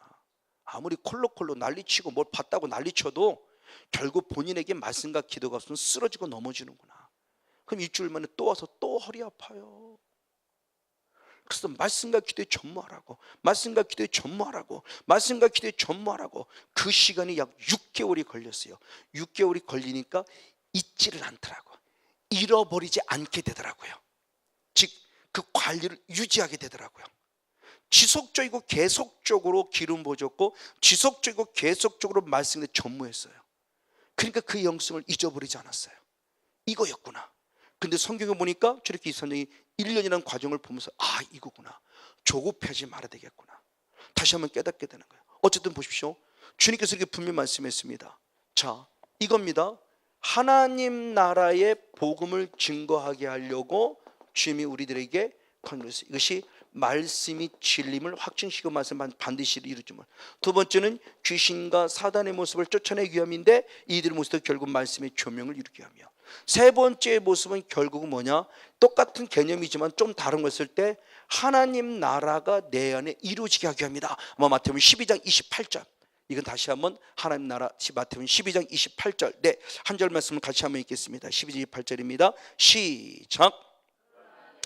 하나님의 성령을 힘입어 귀신을 쫓아내는 것이면 하나님 나라가 이미 너에게 임하였느니라. 아멘. 자, 하나님 나라 복음의 핵심, 그리고 그 귀신을 쫓아내는 하나님 역시 복음, 하나님 나라 들었을 때 성령을 통해서 귀신을 쫓아내는 궁극적인 이유는 뭐에 있었느냐 그랬을 때 결국 하나님의 나라를 쓸 때 중요한 게 있었죠. 이미 하나님의 나라가 너에게 이루어졌느니라 라고 말씀했어요. 이것은 결국 무엇이가 있을 때 제가 에덴 동산의 영성을 통해 보면서 원래는 하나님의 나라가 누구의 것이었다? 우리 것, 나의 것이었어요. 태어나는 순간 아담과 하와에게, 믿음이 좋아서 아담과 하와에게 이거 맡긴 거 아닙니다. 태어나는 순간부터 하나님은 그에게 이미 하나님의 나라를 맡겼어요. 에덴 동산을. 근데 이것을 무엇 때문에? 죄 때문에 하나님의 나라를 결국 무엇한 거예요? 빼앗긴 거죠. 빼앗긴 거를 다시 예수님이 오셔서 예수의 피만이 아니라 내 안에 하나님 나라를 빼앗은 악한 사탄막을 정리함을 통해서 다시 하나님의 나라를 무엇하는 거예요? 되찾는 것이죠. 그러니까 회복입니다. 그러니까 없었던 하나님의 나라가 어느 날 내가 뿅 하고 이루어진 것이 아니라 원래 내 거였던 걸 다시 되찾는 거예요. 할렐루야. 이걸 누가 뺐었다는 거예요? 사단이. 뭐 때문에? 죄 때문에. 그러니까 에덴 동산의 영성이 회복돼야 되는 거예요.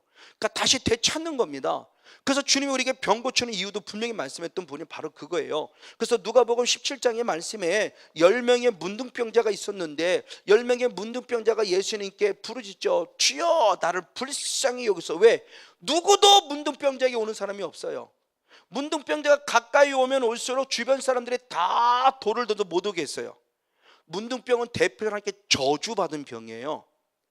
하나님께 저주받은 병의 개념이 확실하기 때문에 가까이 온다는 것은 가족도 용납지 않았습니다. 그러니까 누구도 가까이 와서 예수님께 기도해, 예수님이 누구도 그분에 와서 기도해 주고 불쌍히 여기서는 아무도 없어요. 그때 불쌍히 여달라고 고래고래 소리 지르는 거예요. 그때 예수님이 와서 직접 머리에 안수하지 않습니다. 가라 그럽니다. 누구에게? 재생이에요. 왜? 문둥병이 나았다는 확증을 누구에게 받느냐? 재생의 확증 받고 자유함을 얻는 거예요. 그러니까 재생에 가라는 겁니다. 그러니까 결국 뭐예요? 네가 뭐 됐다? 나았다라는 것을 말씀해 주는 거죠. 근데 현실은 나으지 않았어요. 근데 성경에 말합니다. 가다가 깨끗함을 입었다 그래요. 그렇죠? 순종이었어요. 근데 우리는 뭐냐? 고쳐주세요. 그러면 믿을 이게 아니요. 고쳐준 걸 믿고 갔더니 고침을 받은 거예요.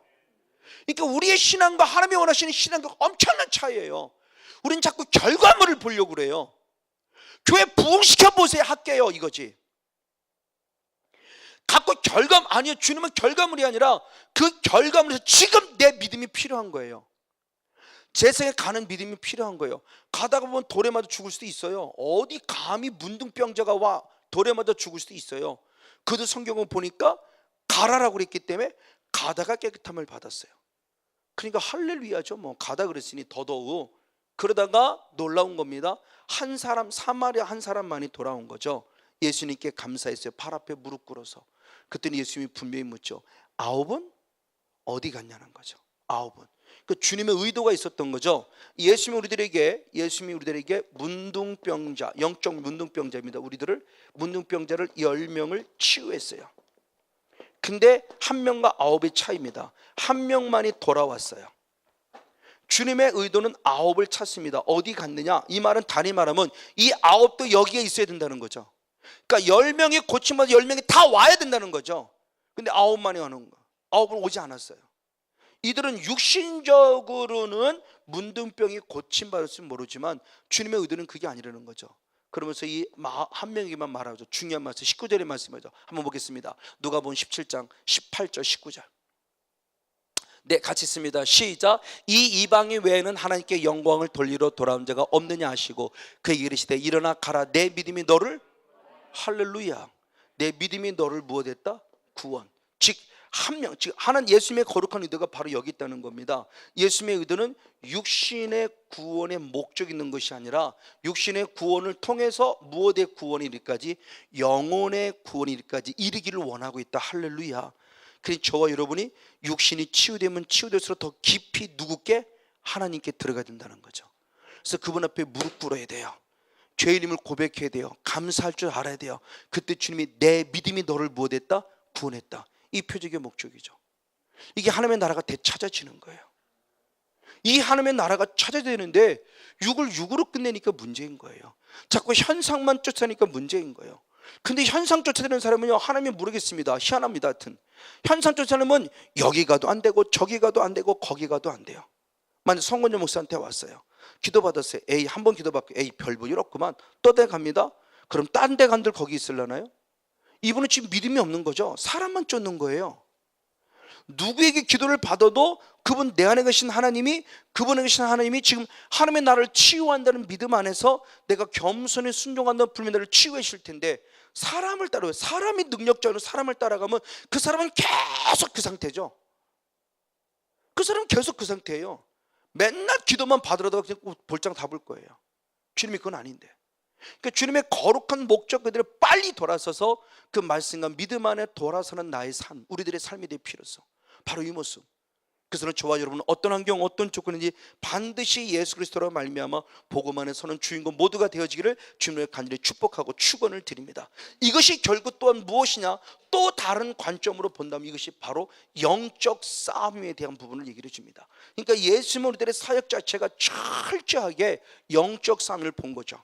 그러니까 이 능력을 통해서 결국 무엇을 말하느냐? 이것이 결국 영적 싸움을 말하는데, 이 영적 싸움을 말하기 위해서 마태복음 11장 12절의 말씀에 천국은 누구의 것이라고 그러냐면 침노하는 자의 것이라고 그랬어요. 이 침노한다라는 모습에 대한 해석들이 사실 주석을 보면 너무 복잡해요. 그러니까 이 무슨 태, 무슨 능동태, 무슨 중간태, 무슨 수동태 이래가지고서 참, 저 자신도 제가 목사지만 이 천국은 침노 이 말씀만 읽어도 주석이 너무너무 여러 사람들의 주석이에요. 다 달라요. 그럴 때 제가 몇 가지를 보면서 딱 맞는 부분에 보면서 딱 택해서 저는 이 말씀을 영적인 세계에 적용시키는 거예요. 이분의 모습이 결국 뭐냐? 천국은 침노는 될 것인데, 이 영성을 잘 설명한 것이 지난번에 성경에서 말씀을 드렸지만 누가복음 13장 23절 24절의 말씀을 봅니다. 누가복음 13장 23절 24절 같이 한번 읽습니다. 시작. 혹이 여짜오되 주여 구원을 얻은 자가 적으니까 저에게 이르시되 좁은 문으로 들어가기를 힘쓰라. 내가 너에게 이르노니 들어가기를 구하여도 못하는 자가 많으니라. 아멘. 자, 다시 말합니다. 구원을 얻기가 쉽다 어렵다는 거예요. 쉽다 어렵다, 어떤 거라는 겁니까? 구원의 자가 많습니까? 아니다. 구원 얻기가 어렵다, 쉽지 않다라는 거죠. 근데 오늘 구원을 지금 너무 쉽게 얘기를 해놨죠. 그래서 이번에도 홍정결 목사님에 관한 얘기를 좀 부활주를 만서 몇 번 말씀을 드렸죠. 그분이 드디어 써낸 겁니다. 나는 당신은 가짜 목사라고 하면서 결국 예배가 쇼였다. 쇼, 보여주는. 그래서 목회자가 엔터테인먼트가 돼갖고 아주 그냥 막 기획부터 시작해서 기가 막히게 예배를 그냥 막 모든 분위기를 기가 막히게 만드는 완전 쇼입니다. 쇼. 하나님께 보여드리기 위한 예배, 하나님을 위한 예배가 아니라 사람을 위한 분위기를 잡아가는 이런 쇼를 부리는 목사, 가짜 목사. 그리고 구원을 반만 얘기한 가짜 목사. 당신이 당신을 향해서 얘기해요. 나는 가짜 목사였다. 구원을 반밖에 얘기를 안 했다. 구원 얻었다만 얘기했다. 제가 많이 강조하는 구원에 이르도록 잘하는 영성을 얘기하지 않았다.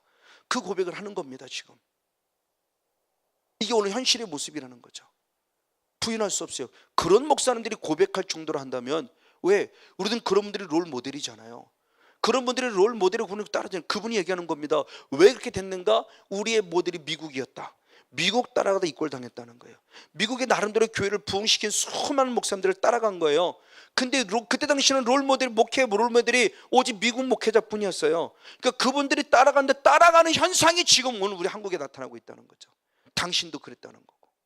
아니요, 롤 모델은 예수님인데, 그렇죠? 롤 모델은 성경인데, 교회가 부흥됐다가 아니라 얼마만큼 하나님을 닮아가고 있냐가 핵심 포인트인데, 그것을 놓치고 있는 건데, 그래서 본인도 나중에입니다. 자기도 목회를 한 것이 아니라 관리자 노릇해서 더 이상 성도가 빠져나가지 않도록 관리하는 데 급급했다고 본인 스스로가 고백해요. 왜? 내가 이만큼 목회했다는 어떤 뭐야 이생의 자랑, 명예를 얻고 싶어 했던 게 있었다는 거죠. 근데 은퇴하고 나니까 다 쓸모없는 거였는데, 어쨌든 보십시오. 바로 이 부분의 모습이에요. 그러면서 구원 얻다 말하며, 그럼 구원 얻기를 어떻게 되느냐? 구원 얻기를 무엇하라 그랬어요? 힘쓰라. 왜? 이 구원은 무엇이다? 좁은 문이다. 그게 들기 쉽지 않다. 좁은 문 때문에 구원 얻기 힘쓰라 그랬어요. 이게 제가 안타깝다고 그랬죠. 이것을 조금 더 영적 싸움에 대한 개념으로 해석을 했다면 참 얼마나 좋았을까. 힘쓰라고 말하니까 오늘 열심히 애쓰는 이것으로 생각해요. 우리 한국의 의미로. 근데 아니에요. 원래 힘쓰라는 원어는 아고니 조마이라는 원어인데, 아고이 조마이라는 이 원어는 어디에 쓰여지는 바보느냐? 디모데전서 6장 12절 말씀. 디모데상 7절에 나오지만 디모데 6장 12절을 봅니다. 같이 한번 읽겠습니다. 시작. 믿음의 선한 싸움을 싸우라. 영생을 취하라. 이를 위하여 내가 부르심을 입었고, 아멘. 많은 증인 앞에서 선한 증거를 증거했더라. 아멘. 내가 믿음의 선한 싸움을 무엇하라? 싸우라. 그리고 무엇을 취하라? 영생을 취하라. 이것을 위해서 네가 부르심을 입었고, 이것을 많은 증인들 앞에서 선한 증명으로 증거해야 된다 라고 말하고 있어요. 자, 선한 싸움을 싸우다가 똑같이 아고니 조마예요. 이 싸움을 싸워야 뭐를 취해요? 영생. 그러니까 영적 싸움을 싸워야 영생을 취할 수 있다는 거죠. 믿음으로 구원이 결국 뭔가를 보여주는 거죠. 그냥 가장 기본적인 틀은 믿음으로 구원인데, 믿음으로 구원이 결국 영적인 세계에 들어가면 결국 무엇하라? 영적 싸움을 싸우라는 거죠. 믿음이 뭐냐는 겁니다. 그래서 앞으로 요한에서 계속 하겠지만, 요한에서 5장 4절의 말씀에 보면 믿음으로 이긴다 그랬어요. 그러니까 믿음이 이긴다는 게 결국 뭐예요? 그냥 믿습니다는 게 이긴다는 걸까요? 영적 싸움을 싸울 때 이긴다는 것이죠. 왜? 천군 침노는 자의 것이기 때문에.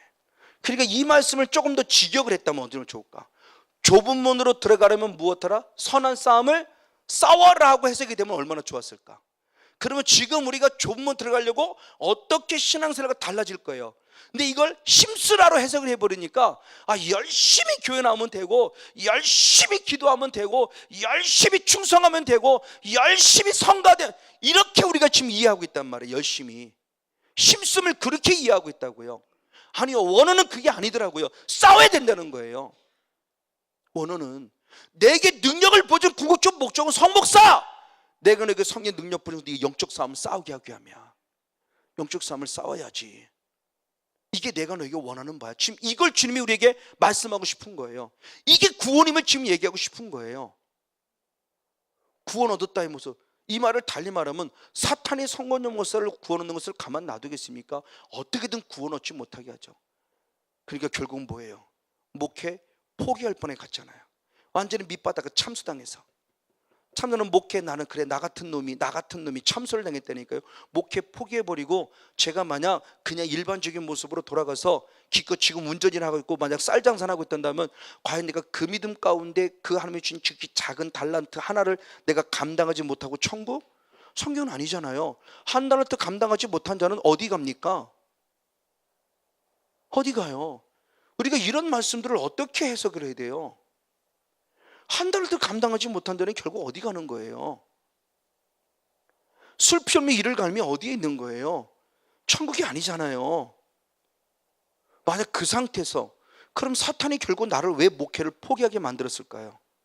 치유 보내려고 그러는 거죠. 그러니까 이 성령의 사역이 사탄의 영적 싸움을 어디에 병 고치는데? 맞아요, 병 고쳐야죠. 그러나 병 고침을 통해서 빨리 하나님 나라, 회복의 나라로 와야 된다. 할렐루야. 여기에 초점을 맞춰야 이 정신 건강한 영성을 지금 얘기하면서 성령을 보여준 궁극적 목적을 확실히 얘기해요. 그리고 마지막입니다. 또 다른 모습에서 성령의 능력을 부어준 궁극적인 목적은 뭐냐는 거죠. 은사라는 부분 속에서, 자, 로마서 10장 한번 13절의 말씀을 봅니다. 로마서 10장 13절. 로마서 10장 13절 말씀을 같이 읽습니다. 시작. 누구든지 주의 이름을 부른 자는 구원을 얻으리라. 할렐루야. 자, 앞절에 9절 10절의 말씀에 예수를 마음으로 믿고 입으로 심으로 구원 얻고 이른다고 말씀했던 그분이 또다시 말하냐? 주의 이름을 부른 자가 구원을 얻고 또 얘기해요. 자, 앞에서 이미 9절 10절에서 마음으로 믿고 입으로 쉬는 자가 구원을 얻는다고 그랬는데 또 주의 이름을 부르는 자가 또 구원을 얻는다고 그래요. 그럼 이건 뭐예요? 앞에서 말한 것 뒤에서 말한 것은 틀림이 아니라 다름이죠. 앞에서 구원의 시초, 절대 주님의 은혜를 얘기하는 거고, 이제는 그 신앙 안에서 지금 내가 계속 뭐를 해야 돼? 주의 이름을 불러야 돼요. 그럼 주의 이름을 부르는 이때 당시 이 상황은 어떤 상황이냐? 예수 믿는 이유 때문에 내가 뭐래? 핍박받을 때예요. 로마의 그 누굽니까? 가장 악랄한 황제 네로. 바로 그때 당시 전후 사정이에요. 그러니까 예수를 믿는다는 이유 하나만으로 죽어야 될 입장입니다. 그래서 그들에게 있어서 표시가 있었죠. 뭐를 표시하는 거예요? 익두스, 그렇죠? 내가 예수 믿는다는 표시를 하는 거죠. 이게 마음으로 입으로 내는 믿음의 표현이에요. 그때 주 이름을 부르는 겁니다. 그냥 편안할 때 예수, 이게 아니고요. 누군가 지금 내 앞에 총을 갖다 대고 누군가 내 앞에 지금 갖다 댔을 때 그때 그 모습입니다. 그때 그 모습 가운데서 나의 존재는 어떤 존재일까? 이번에 국민일보를 읽었을 때 어떤 어머니의 승인왕의 간증입니다. 그 일제시대 때, 일제시대가 아니라 그 6.25 사변 때 어떤 사람이 와서 나를 죽이려고 하는 거죠. 그때 총알이 2방을 쐈는데 다 비쳐나갔대요. 그러면서 그분이 그랬다고 한답니다. 보세요, 당신 날 죽일 수 없어요. 당신은 나를 죽이려고 했지만 내가 예수를 믿는 믿음을 고백했을 때 하나님께서 나를 지키심으로 당신은 나를 죽일 수 없도록 총이 다 빗나간 거 아닙니까? 라고 했더니 그분이 무릎을 탁 꿇더라는 얘기죠. 근데 이게 한때 우리나라 유튜브입니다. 유튜브. 어느 나라인지 모르겠어요. 이슬람 건지 모르지 뭔데 유튜브에 한창 올라왔어요. 진짜 총을 쏘는 유튜브를 찍은 겁니다. 총을 쏘는 겁니다. 근데 그 마지막 죽어가는 사람이 그때 그 시편 23편인가를 암송했어요. 시편 23편을 암송했는데 놀랍게 총알이 안 나간 거예요. 아무리 쏴도. 그리고 하늘의 소리가 빵 하고 총알이 나가는 거예요. 그래서 그 사람이 네가 믿는 하나님 때문에 너를 살렸다고 하면 살려준 그 동영상 한때 유튜브에 또 넣어달기도 했어요. 이겁니다. 결국 무엇을 말하느냐? 가장 어떤 상황이냐는 거죠. 그러니까 편안할 때 예수 이름을 부름이 아니라는 겁니다. 다시 말하면 이 말씀을 잘 설명한 사건이 바로 그 사건입니다. 사도행전 2장 17절로부터 한번 20절, 21절까지만 쭉 한번 읽어봅니다. 사도행전 2장 17절 같이 한번 읽겠습니다. 시작. 하나님이 가라사대 말세 내가 내 영으로 모든 육체에게 부어주리니 너희의 자녀들은 예언할 것이고 너희 젊은들은 환상을 보고 너희 늙은들은 꿈을 꾸리라. 그때 내가 내 영으로 내 남종과 여종들에게 부어주니 저희가 무엇할 것이다? 예언할 것이요. 자, 예언이 있고 꿈이 있고 환상이 있어요. 자, 이 자체 앞에 이 자체만 보면은 앞을 내다보고 하나님이 알려주는 뭔가 비전이 있고 소망이 있고 꿈이 있고 비전이 있는 모습을 보는 거예요. 자, 이 모습을 봅니다. 그래서 고린도서 14장의 말씀과 연결시키면 우리에게 분명히 유익주고 우리에게 덕을 끼치는 참 유익된 모습이에요. 근데 오늘 성경은 요엘서의 말씀을 인용해서 했을 때 성령이 내게 임하는 능력적인 차원에서 은사가 임했던 예언과 환상과 꿈은 단순히 그런 비전만 보여주는 게 아니에요. 내 앞날을 보여주는데 뭐를 보여주냐? 그게 바로 20절로부터이죠. 19절로부터입니다. 시작. 또 내가 위로 하늘에서는 기사와 아래로 땅에서는 징조를 베풀리니 곧 피와 불과 연기로다. 주의 크고 영화로운 날이 이르기 전에 해가 변하여 어두워지고 달이 변해 뭐 되리라? 피가 되리라. 쉽게 말하면 결국 뭐냐? 7년 대환란, 7년 대환란이 내 앞에 온다라는 걸 뭐를 통해서? 예언을 통해서, 꿈을 통해서, 환상을 통해서 알려줬다는 거죠. 그래서 진짜 흔히 말하는 대예언가들을 보면은 개인을 향해서 이럴 때는 덕을 끼치고 유익을 끼치는 예언이 들어지만 미래를 향해서 특별히 대예언가, 나라와 민족이라든지 큰 폭을 두고 얘기할 때 주님의 예언의 개념은 거의가 심판에 대한 예언이에요. 왜? 마지막 때 정신 차려 깨어있게 하기 위해서. 그래서 흔히들 말할 때 대예언가리 한국의 예언인 게 뭐 이루어졌다 기가 막히게 말들 하면서 간혹 유튜브에 올라오는 내용들이 있죠. 특별히 외국에 있는 예언자들, 선지자들이 한국 이렇게 된다고 하는 것을 기가 막히게 맞췄다고 그러면서, 자, 이런 부분의 모습. 그러니까 개인 대 개인 속에서 영의 유익을 끼치는 예언도 있지만 개인과 개인이 아니라 교회라는 어떤 공동체, 나라라는 공동체, 가정이라는 공동체를 주어질 때는 단순히 유익 끼치는 예언만이 아니라 때로는 심판의 예언도 있을 수 있다. 그럼 왜 이 심판의 예언을 보였을 것인가? 왜 7년 대환란이 올 거라는 이 아픔의 모습을 주님이 미리 알게 하셨을까? 준비하라는 거죠. 뭘 준비하냐는 겁니다. 결론입니다. 21절 말씀이 있습니다. 21절 시작. 누구든지 주의 이름을 부르는 자는 구원을 얻으리라 하였느니라. 아멘. 결국 이 환란이 올 때 내가 너에게 미리 알려주는 거지. 이 환란이 올 때 반드시 누구 이름을 부르기를 원한다? 주의 이름. 이때 네가 나를 인정해야 돼. 이게 진짜 구원이라는 거죠. 즉 내 앞에 위기가 오는 걸 전혀 모르고 있다가 탁 당하면 말 그대로 황당한 거죠. 위기가 올 걸 아는데 이거 알지 못하는 건 황당한 거예요. 그래서 제가 신학교 1학년 때 충격적인 일입니다. 지금 탕명한 소장이 돌아가셨지만 제가 1학년 때 돌아가지 않았을 때 1학년 막 들어갔을 때입니다.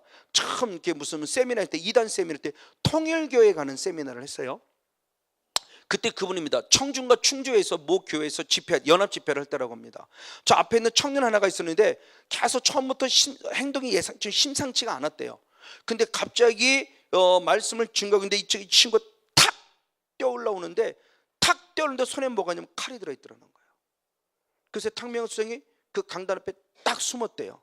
근데 나를 공격하면 뒤에 목사님이 10대 분이 앉아 있었대요. 이 리더들이 연합이니까. 왜 거기 앉을지는 모르겠어요. 밑에 내려가 좀 있었으면 좋았을 텐데. 여기 앉아가지고 이 그 청년이 나를 향해 오니라 이 목사님들에서 온 거예요. 그러면서 칼을 들이대며 너 예수 믿어 안 믿어? 이거 했어요. 근데 놀랍습니다. 10명이 하나같이 다 나 예수 안 믿어라고 그랬대요. 그 신학생 때는 그에게 충격이었어요. 뭐야 목사님이 정말? 막 물어보고 싶은 거예요. 정말로 목사님들 예수를 모른다고 그랬다고요? 지금은 100% 이해됩니다. 맞아요. 성관님 목사님 칼 들으면 너 예수 믿어 안 믿어 그러면 나도 몰라요. 정말 한순간에 제가 이 성령 받지 않았으면 한순간에 몰라라고 답할 수 있어요. 이제는 누구도 정죄했어요. 그러나 그때 당시 27살의 그 젊은 나이에 그때 당시 그때 그 막 젊은 혈기 막 그때 당시 막 그 뜨거운 열정 갖고는 이해가 안 된 거예요. 어떻게 목사님들이 예수를 모른다고 그래요? 가능해요. 결국 뭐냐? 그래서 주님께서 마태복음 24장에 준비하라는 거죠. 그러니까 항상 순교를 준비하고 있어야 돼요. 그래서 누가 와서 난 예수 믿어, 예수 믿어. 항상 스스로 되뇌이고 스스로 고백하고 스스로 선포하는 것이 훈련되어 있어야 돼요. 묵상이 훈련되어 있어야 돼요. 그래서 누가 말해도 예수 믿어 이게 탁 나와야 되는데 묵상이 훈련되지 않으면 탁 그대로 안 믿어 이게 나올 수 있다는 얘기죠. 이 사탄의 역사가. 이게 사탄의 역사죠. 그러니까 앞에 좋은 것만 갖는 말 그대로 개꿈을 꾸는 자가 아니라 내 앞에 반드시 뭣도 있을 수 있다? 어려움도 있을 수 있다. 아까 말씀한 마가복음 10장 바로 부자가 천국 가기 어렵다고 말하며 27절 28절의 말씀일 때 금생의 복을 받고 이 땅에서 금생의 100배나 복을 받고 그랬어요. 핍박도 겸하여 받고 내생의 영생을 얻으리라. 핍박도 있다는 거예요. 그 핍박 때 예수 이름을 부르어야 된다는 거죠. 그때 따라야 된다는 겁니다. 그걸 성령이 미리 알게 하셨다는 거예요. 은사를 통해서. 은사를 통해서. 이 사람이 누구냐? 이 사람이 이 주의를 부른 자가 이게 남은 자고 이 사람이 하나님께 불리운 바. 이걸 자 오늘 사도행전에서는 말씀하는데 요엘서는 그렇게 말해요. 요엘서 2장 32절. 요엘 32장입니다. 요엘서 2장 32절. 요엘서는 기록되어 있습니다. 시작. 누구든지 여호와 이름을 부른 자는 구원을 얻으리니 아멘. 이는 나 여호와의 말대로 시온산과 예루살렘에서 피할 자가 있을 것이요 할렐루야. 남은 자 중에 나 여호와 이름을 부를 자가 있을 것임이라 아멘. 자 죄를 부르는 자가 어디? 예루살렘에 피할 자가 있을 것이고 무엇한 자? 남은 자가 있을 것이니 이때 하나님이 이들을 무엇할 것이다? 부를 것이다. 할렐루야. 자 이들이 결국 뭐요? 사도행 1장 4절 5절의 말씀에 예루살렘을 떠나지 말라라고 해서 마지막 인정받은 몇 명이에요? 120명이죠. 예수님의 부활을 목격한 사람이 몇 명이라고요? 500명. 500명 가운데 10일 사이에 380명은 서서히 떠났고 결국 120명만 남았어요. 이 사람들이 피할 자이고 남은 자이고 이 사람들이 하나님께 부름을 받아 오늘날까지 위대한 역사를 우리들에게 예수 믿는 증거를 남긴 사람들이죠. 땅끝까지. 이거예요. 주의 이름을 부르는 자. 그러니까 우리 영적인 피난처가 돼요. 바로 이 사람에 대한 모습을 대표적으로 결론 맺습니다. 계시록 3장 8절 9절. 바로 빌라델비교를 말합니다. 이런 승리의 삶을 살아간 자가 누구냐? 계시록 3장 8절 9절 시작. 볼지어다 내가 내 앞에 열린 문을 두었으되 능히 닫을 사람이 없으리라 아멘. 내가 네 행위를 아노니 내가 적은 능력을 가지고도 할렐루야 내 말을 지켰으며 내 이름을 배반치 아니하였도다 아멘. 오늘 저는 이 빌라델비아 같은 교회 영성이기를 축복합니다. 능력은 적었어요. 그러나 철저히 말씀을 지켰고요 철저히 예수를 배반하지 않았어요. 늘 그 이름을 불렀다는 겁니다. 오늘 여러분 성령의 능력을 공급받길 축복합니다. 예수는 저는 계속적으로 성령 받길 축복합니다. 그럼 왜 성령 받으냐? 하나님의 복음입니다. 말씀이 진리를 확증시키게 하며. 왜 성령을 받아내는 거죠? 치유와 능력을 나타내기 위해. 그러나 그것도 결국 말씀에 조명하기 위하며. 왜 성령을 받으냐? 내 하나님의 나라가 회복되기 위하며. 할렐루야. 그리고 왜 성령 받으느냐? 마지막 예수님을 부르기 위함입니다. 성령 충만 받아서 오직 구원의 반열에 서고 구원에 이르게 자라가는 건강한 영성의 주인공 우리 모두가 되어지기를 주님으로 간절히 축복하고 축원을 드립니다.